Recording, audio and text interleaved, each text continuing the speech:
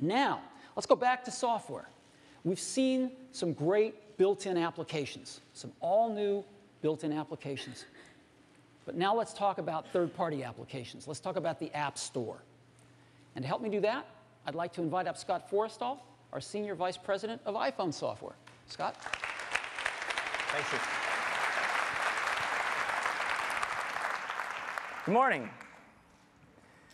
The App Store has been a huge success. We launched it just about a year and a half ago.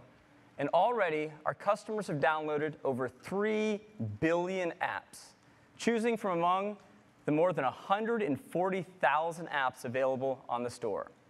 Well, we built the iPad to run virtually every one of these apps unmodified right out of the box.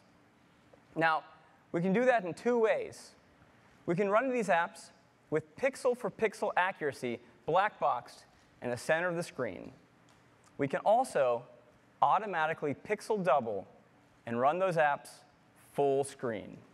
This is really cool. Let me go ahead and show you how it works. So here I have an iPad. We downloaded a number of apps from the App Store, all unmodified. And let me launch just a couple for you. We'll start with Facebook. Here it is. This is the Facebook that you know and love. It just works. I can tap on a photo. I can flick to a new photo. And now, if you look in the bottom right corner of the screen, there's a button that says 2x. When I tap on it, we automatically scale the application up to full screen. When I go back to my news feed, I can switch, say, to my profile, see my wall. It all just works. Now, Facebook uses a lot of text, photos, and some video. But what about an application that really drives the graphics hardware?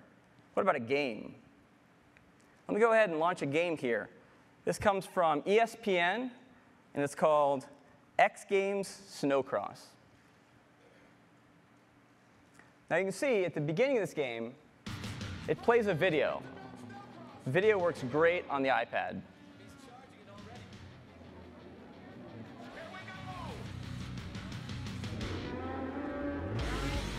Can you say never say die attitude? Oh, super smooth, and look at that. Nice, a big extension prize to get down on the inside. All right, let's skip the rest of the video here and get right to the game. So our race, an arcade. Go ahead and choose the default.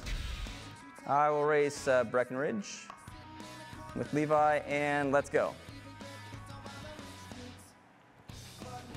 So here you can see this is an OpenGL ES game, so it really drives the graphics hardware.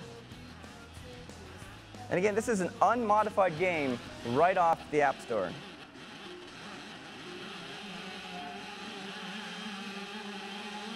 I'm steering it with the accelerometer, and even the game I can take full screen. So you can see, hey, some tricks. You can see that even with an OpenGL ES game, very graphically intense, you get tremendous frames.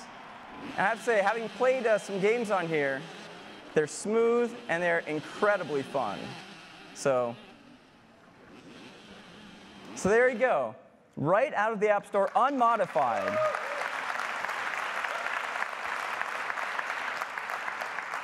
So the great thing is, all of those iPhone apps that you know and love, that you've already been running, will run on your iPad. In fact, when you buy your new iPad, just take it home, hook it up to iTunes, download all those apps that you already have right onto your iPad, and you're good to go.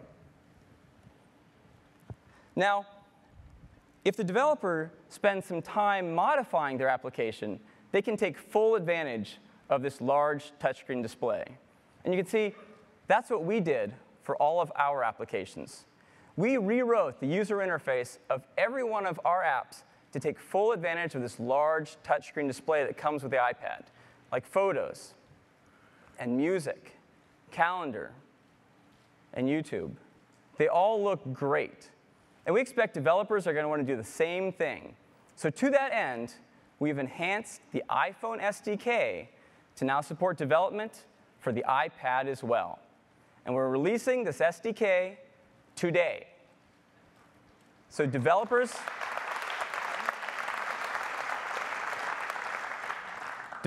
can go to apple.com today and download the SDK and get going. And this SDK even includes an iPad simulator, so you can run your iPad apps right on your Mac as you develop them.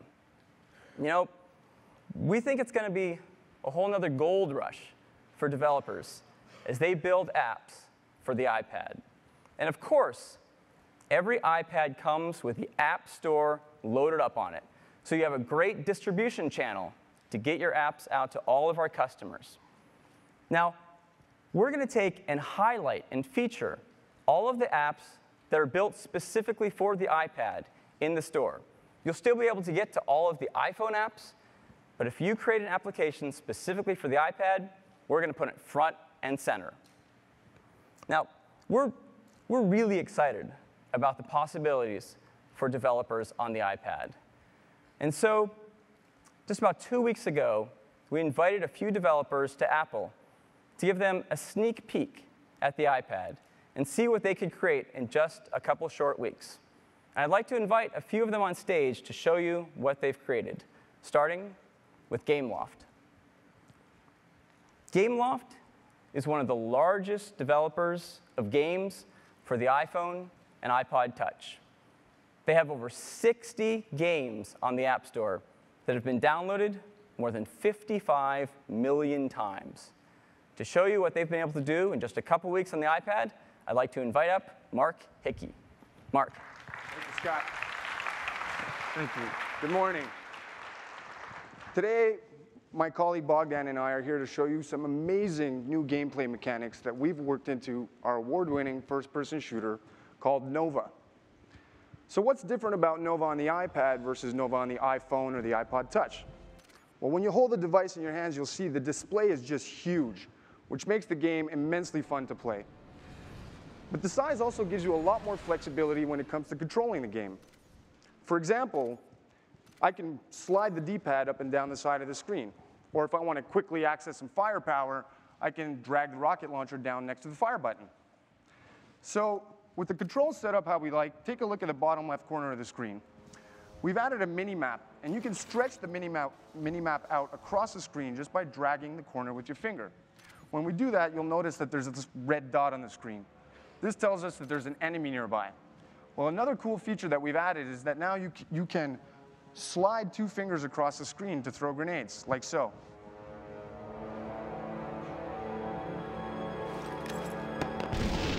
Nice shot.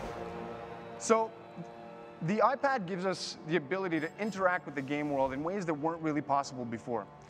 In order to open these airlocks, you physically apply 3 fingers to the control disk and turn your hand in order for the passage to open. Now, we all know that first-person shooters are about combat, so we designed a system that we're calling MTA, Multiple Target Acquisition.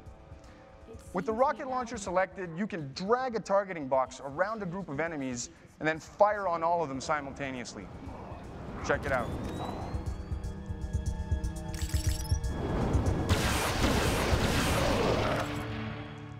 Definitely useful when you're outgunned and outnumbered. Now, this is what we were able to accomplish in just a few short days working with this exciting new hardware. The games look incredible at this higher resolution, and the form factor opens up countless new doors for us in terms of game design. You'll be able to see what else we have in store for you when the iPad version of Nova ships later this year. Thank you very much.